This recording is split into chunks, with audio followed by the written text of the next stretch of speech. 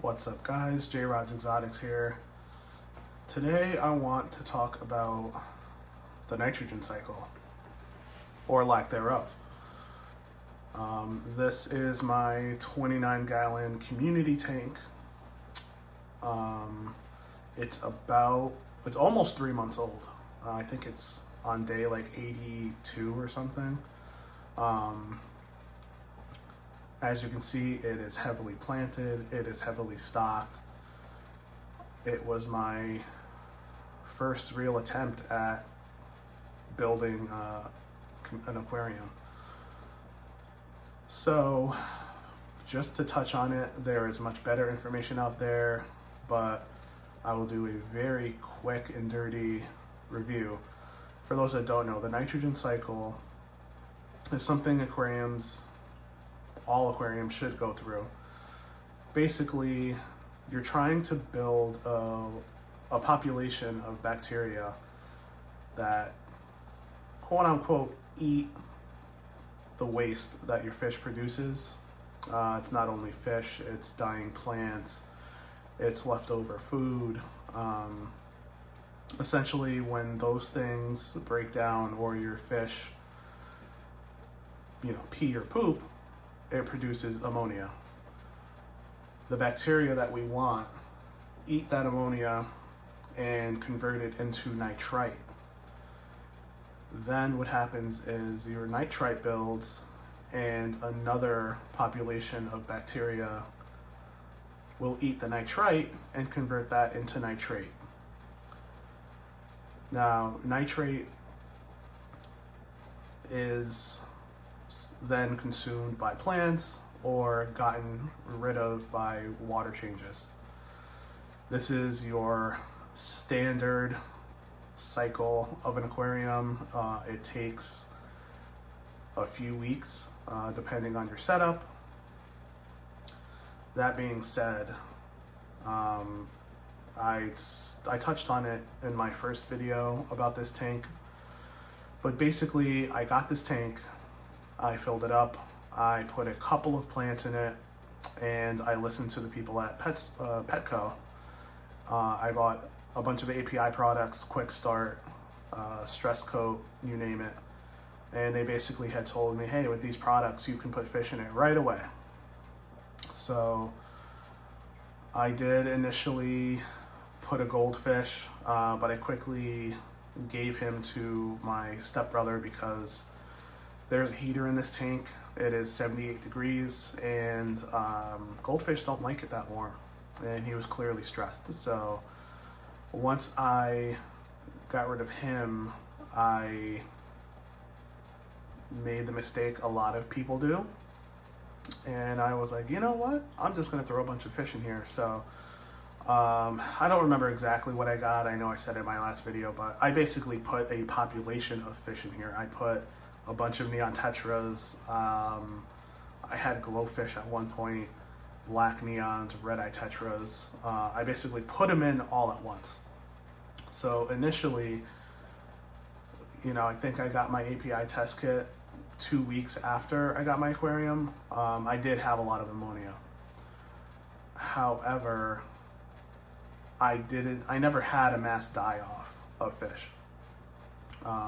Usually what happens with ammonia spikes, there's clear signs that there is ammonia in the tank. Your fish will show signs such as, burns on their bodies, specifically at their gills. They'll turn red.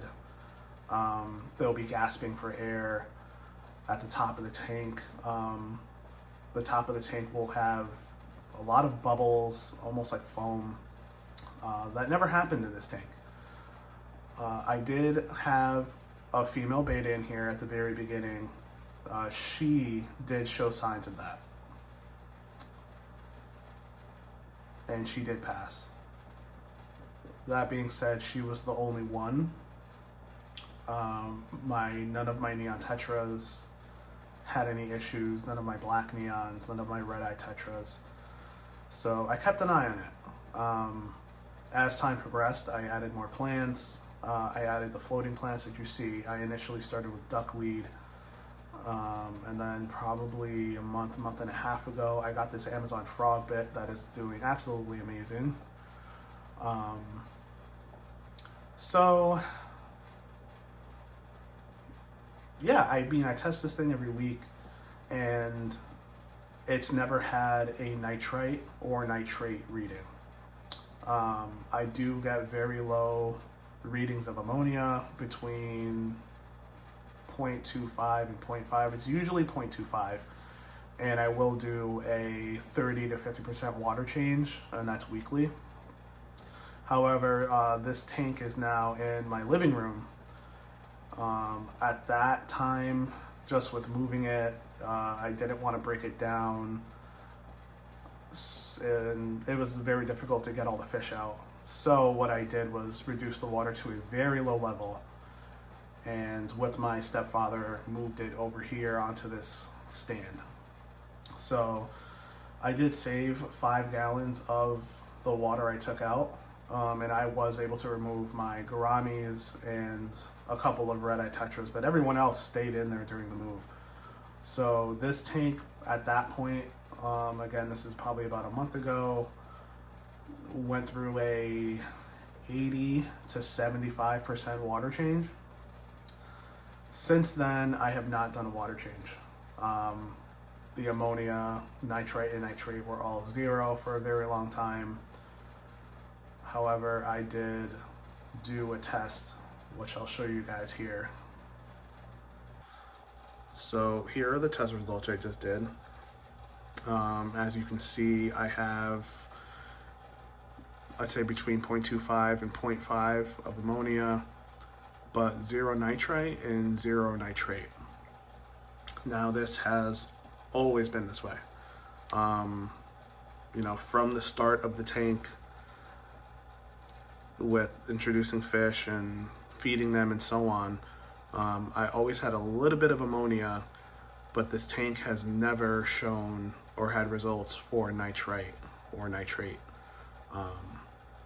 So that leads me to believe that it never went through the, you know, quote unquote nitrogen cycle. Now, if you see all the way on the left, my pH is very low. It's at either 6 or less. This test only goes to 6. I'm not sure why. I don't know if it's substrate related or, you know, nitrogen cycle related. Again, for substrate, this tank has a base layer of fluval stratum, and that is topped with just plain aquarium gravel that I found at Walmart.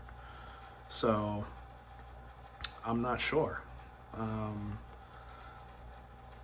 With all the plants in and growing out of the tank, this isn't usually an issue. This tank hasn't had a water change in probably a month.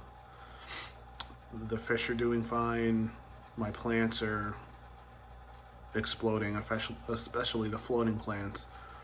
I've been having to remove my Amazon frog bit weekly, and I've been trading it at my local fish store for, you know, fish, plants, or just store credit.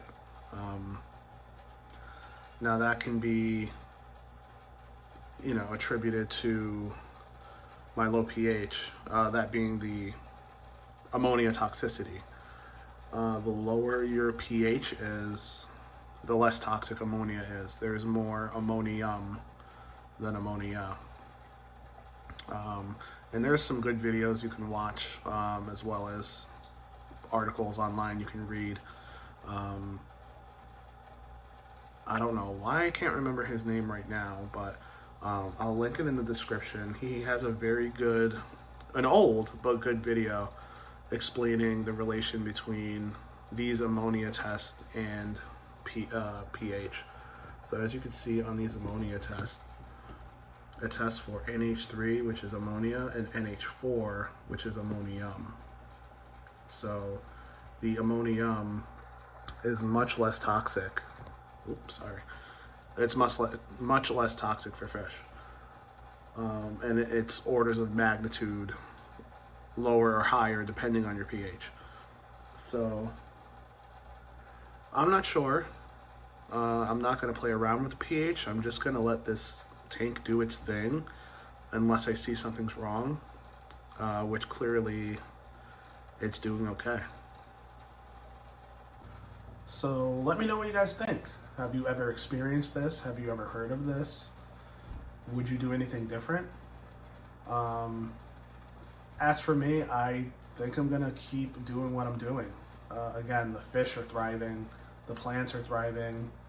I am getting a little bit of diatom algae, but between the snails, the autosynchilus in here, I don't see it being a problem. And honestly, I'm okay with a little bit of algae. This is supposed to be a very natural tank. I will do a water change today just because it's been a month and I don't know, I feel like I should. But I mean, my water is clear. I mean, I have no issues. So it's just very peculiar. And I just want to know if you guys have ever seen this before. So let me know what you guys think. Thanks for tuning in.